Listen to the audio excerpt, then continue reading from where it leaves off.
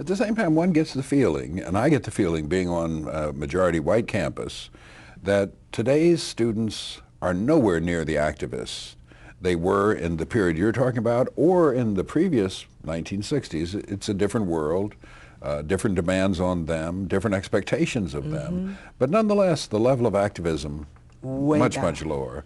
What accounts for that, and how, if at all, can it be brought back up again? If I had the solution to that, oh, would I spread it around like raindrops? I'm particularly conscious of this now in the aftermath of September 11th. You know, where are the teach-ins?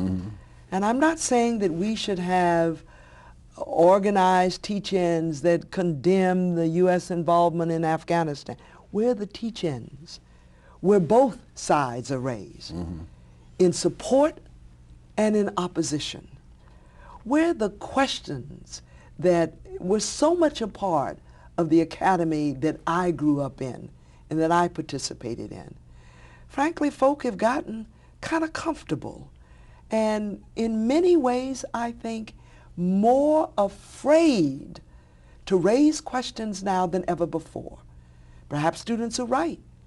Perhaps to do so means they won't get into law school like they want to get into law school. Perhaps faculty are right to raise those questions at a time when jobs are being frozen may mean that they get, in fact, frozen out.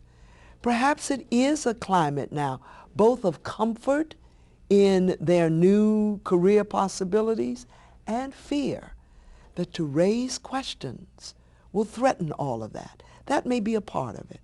Secondly, though, I think the end of the Cold War really did create a sense that everything is all right.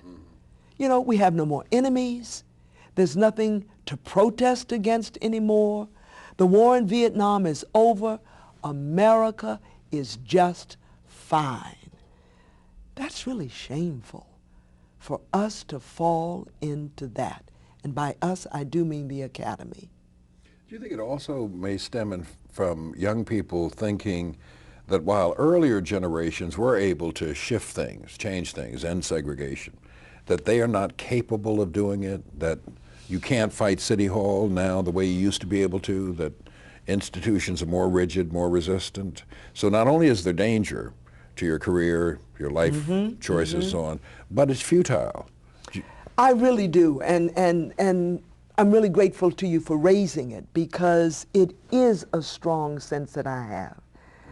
That students, and unfortunately too many folk in communities, have lost the sense of power, the notion that they can be change agents.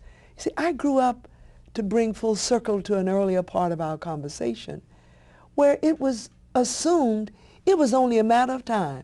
We were going to get rid of Jim and Jane Crow.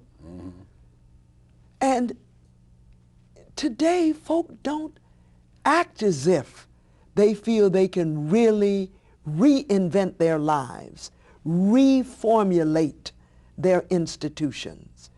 I think you're very right. It's a feeling of this is just sort of the way it is.